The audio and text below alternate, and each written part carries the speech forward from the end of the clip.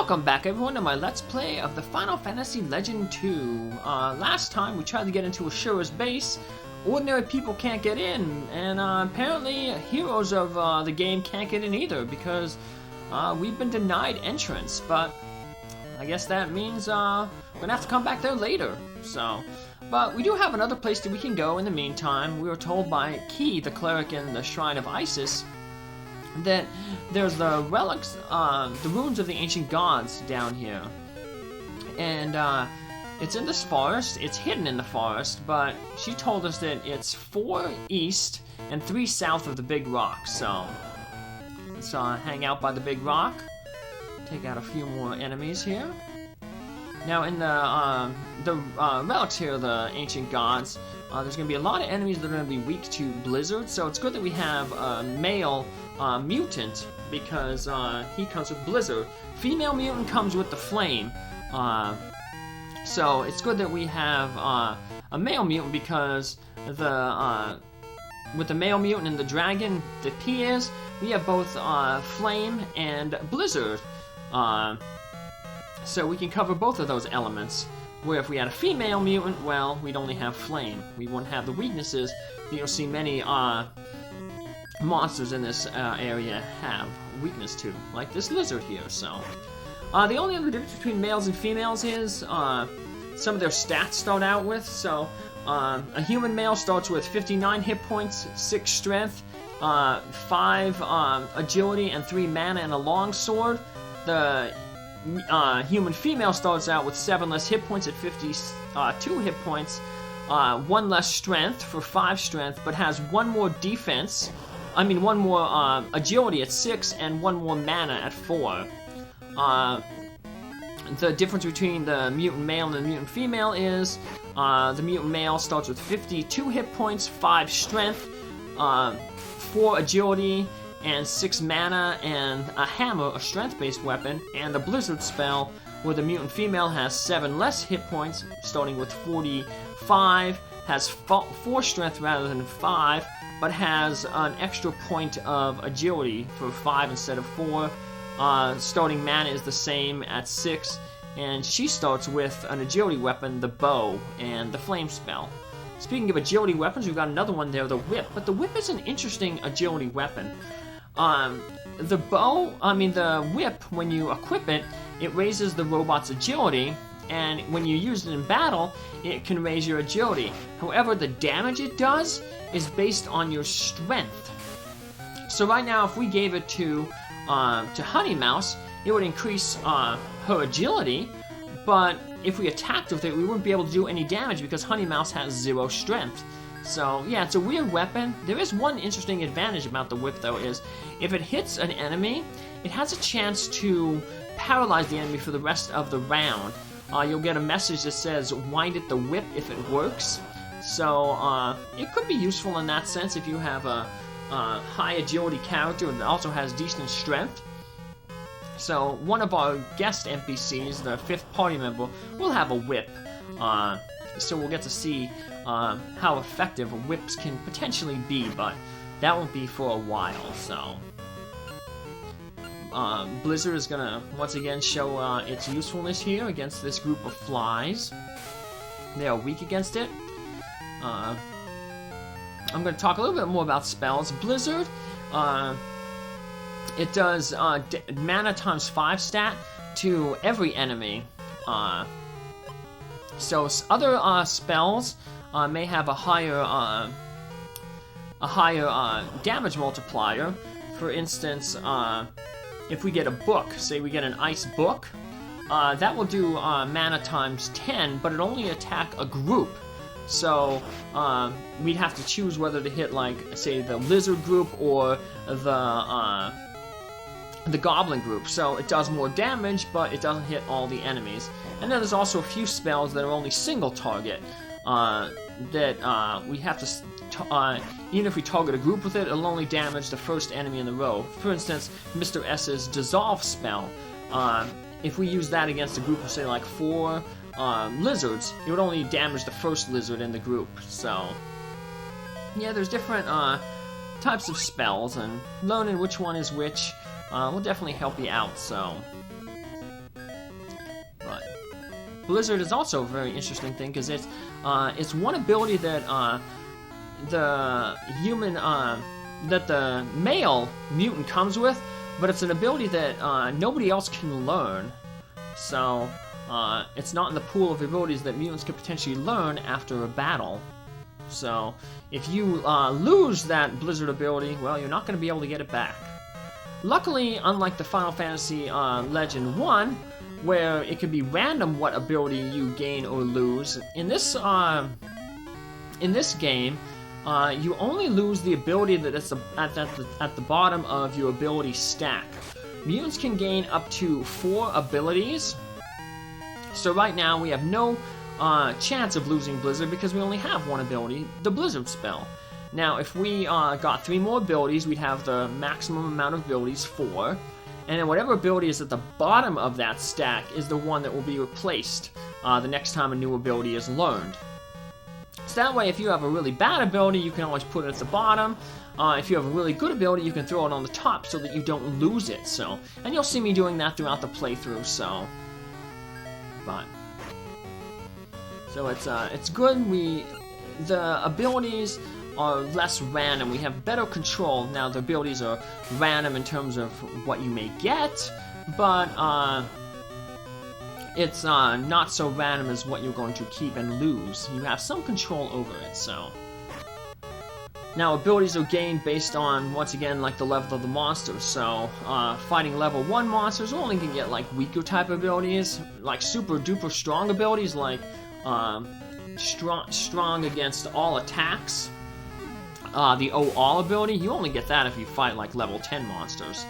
Or say like an ultra powerful spell like Flare, which is like the ultimate spell in the last game. It's also ultimate spell in this game too. You only get that from fighting level 10 monsters, so.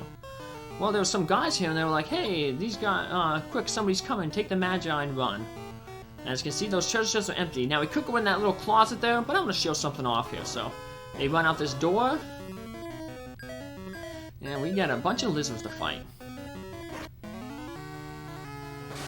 Now, this door, when we try to open it, it's going to say locked. We need more magi to proceed. So, yeah, basically that's the game locking you out from leaving. So that means you're going to have to go back into the dungeon and find enough magi to open that door. So luckily, this is the first dungeon. So, well, second dungeon, if you count the Cave of the North. But that's kind of more of a tutorial little dungeon. This is the first, like, real dungeon that you're exploring on your own. So, yeah, it's easy, so they're gonna put the magi that we need right next to the door. So, other times it won't be as easy. We're gonna have to do more exploration, so. Now, unfortunately in this battle, Linus got knocked out. So he can't gain any stats if he's knocked out, obviously. But luckily, he will revive after battle. So, with 1 hit point. You only get a game over if all of your characters are knocked out to, or knocked down to 0 hit points during the battle. So, and technically, you don't really get a game over. Up to a certain point in the game, if all your characters are knocked out, you'll be sent to Valhalla, where the god Odin will revive you. We are guardians, come to hold back Ashura's plan, but we failed. Ashura's men took the magi. And now the guy is dead. This other guy is also going to be dead. But getting back to Odin, yeah, I'm not going to get a game over at all. Because it'll affect the fight. So it affects some dialogue later on. But I will eventually show off in a bonus what happens if you do get a game over, so. Don't worry, I'm going to show everything off. So, unfortunately, Vincent is all out of charges. So I'm just going to run from that battle here. Because there's a whole bunch of enemies there. These enemies, we only have 1 here, so Honey Mouse can take it out real easily. And hey, we got another longsword, and Vincent got another ability. Oh, poison, strong against poison. So now poison attacks will not damage Vincent at all. So let's head here to Key, let her know that we found some magi, but it got stolen. And we can also have her heal us up. So we have to come back here to Key to advance the plot. What? Ashura's men took the magi? We are going to Ashura's base. I'm coming with you. I must save this world from Ashura. And Key joins our party. She's pretty much statistically the same as Mr. S. She has a little less spell. She has a thunder spell.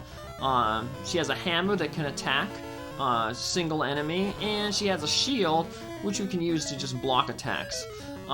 Shields right now they have a chance to block melee attacks.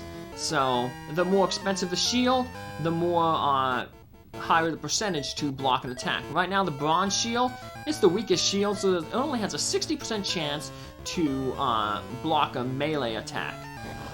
Some future shields that we're going to get are going to have elemental properties to them, and they'll be able to put a barrier up around our characters. So for instance, you'll say you'll get a dragon shield. If you use the shield during the battle, it'll say barrier cover the party, and that will prevent, that'll basically make your character strong against fire, ice, and lightning. So there's some flame shields, ice shields that do similar things. Flame could protect you from ice attacks. The ice shield will protect you against flame attacks. So now Key healed us up, so we can stop at the inn here and get some free healing and recharge those stats, those charges on Vincent's and P's spells, and also Honey Mouse's weapons. Key also comes with a cure book, so we can heal ourselves up here, so that way the inn is free. And Key has more than enough healing with 30 there that you'll never really run out, so. Alright, now with Key in our party, she told us the Ashura's base is in the north. We've already visited it, we couldn't get in it, but with Key in our party, we can now actually enter the base. So it's basically the final dungeon in this world. And it's going to introduce a new little type of enemy, so. Or a new type of hazard. So. We want to fight as much as we can, because we're trying to make that 6,800 gold to buy the submachine gun. It's going to come really handy in the next world. Because while we will get a helper character in that world, they won't have a multi-targeting attack like Key and Mr. S had, so. But the new hazard is these wandering monsters. If we talk with one of those monsters, or basically walk into them, if we like press up and they're moving down and we bump into them like that, we'll initiate a battle with them. So if you're trying to grind for gold, it might be a good idea to, you know, grind up on these guys. I'm not going to do really any grinding in this game. So as long as you plan out your stat gain, you don't really kind of need to grind. So hey, Vincent got a good ability there, Cure. We're definitely going to want to put that up toward the top, because we don't want to lose that. So now we still have a little leeway. We still can get another ability before we start losing abilities, but still we want to keep Cure, because Cure books right now are very expensive, 6,800. Most spell books are that price, and while that's not going to be a lot of gold later on in the game, right now we're really strapped for gold. These enemies don't give a lot of gold, so yeah, it's hard to build up money. That's also another reason why it's kind of counterproductive to grind right now against these enemies, because they're all level 1 enemies, and level 1 enemies, they don't really give you much good chance to gain stats. So you really need to fight higher level monsters to really want to gain stats. So just based on the formula that they use. So avoid these monsters, and we get a speed potion. What that does is we can use that potion on either a mutant or a human, and it'll raise the corresponding stat by 3. Speed does agility, power does strength. There's also going to be hit point potion, which raises hit points by 40. But we're mainly going to give the stat potions to our mutant, because they gain stats other than the defense at a slower rate than humans do, and that includes mana. Yeah, humans gain stats even with spells faster than mutants. So, but they of course have to buy spell books to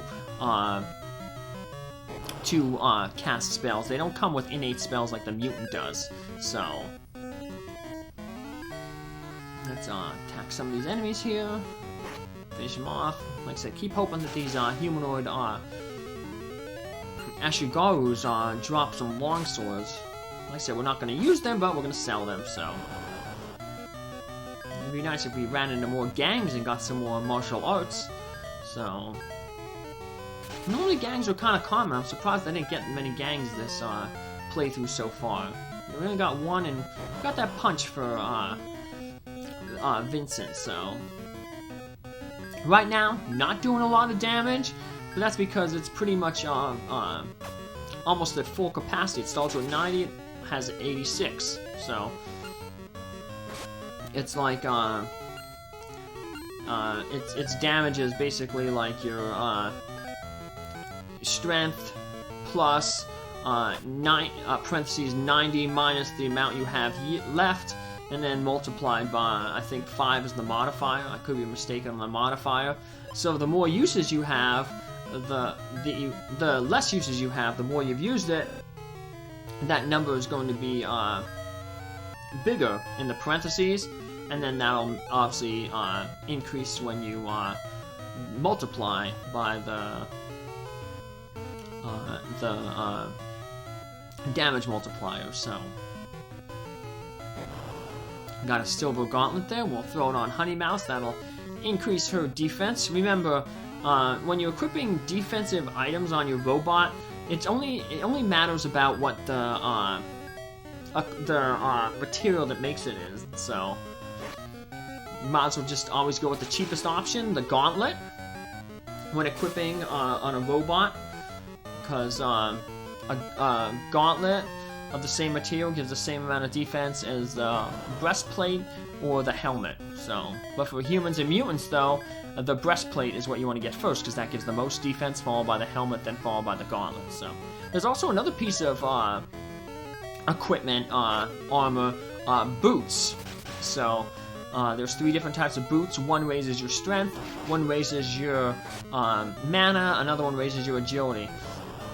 The problem is you don't really want to equip a lot of items that increase your stats, because when it's the game tries to limit your stat growth. It doesn't want you to be super powerful like per world, so it'll look at your stats and it factors your stats into your calculation that determines whether you'll get a stat growth or not. So if your stats are artificially inflated, the game will be like, well, they're strong enough as it is, they don't need to gain another stat up.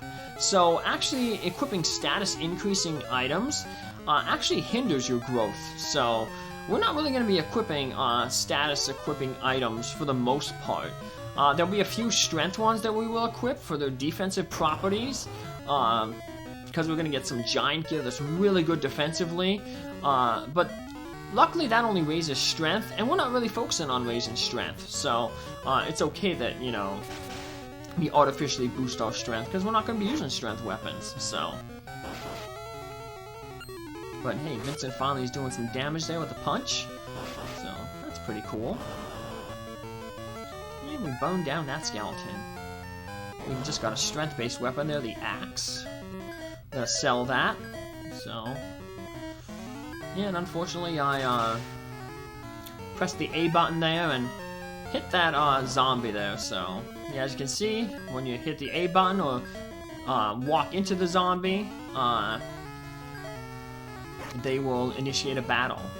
Now, just being next to the zombie, though, that won't initiate the battle. You have to actually go touch the zombie or initiate talking with the zombie by pressing the A button, so.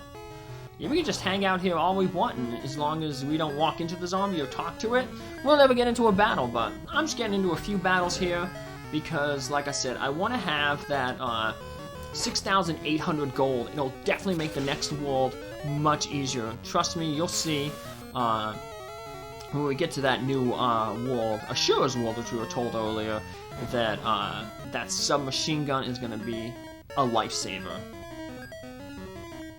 So, did you hear about the guy who invented lifesavers? They say he made a mint. Do do do do do do. So, but yeah. Now this world has Ashura's base blocking off the pillar of the sky. Future worlds won't have something maybe blocking off the pillar of the sky. However, the doorway in the pillar of the sky will be blocked off, similar to that doorway in the Relics of the Ancient Gods. And it'll basically say, like, you need more mana to, you need more magi to enter this door. So that'll prevent you from, like I said, skipping worlds. So the game's gonna force you into exploring all the worlds, which is good because, you know, some of these worlds are very interesting. So, uh-oh, we got a boss here. So, well, that's what we're gonna pick up in our next episode, taking out this boss. Can we do it? Find out. Have a good day. Bye.